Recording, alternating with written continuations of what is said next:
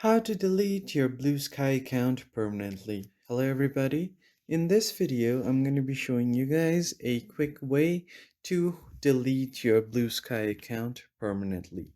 But before getting started, make sure to hit the like, share, and subscribe button. And let's begin. So the first thing that you need to do is open up your Bluesky app and make sure that you are logged into your account.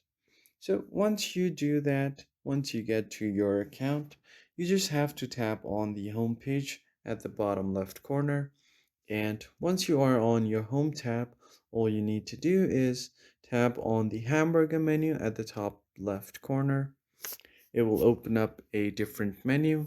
From here, you just have to tap on settings. Once you get to your settings, tap on your account section, and right at the bottom you will have an option to delete account. Just tap on it and you will just have to send an email to the Gmail that's connected to your Bluesky account for security reasons.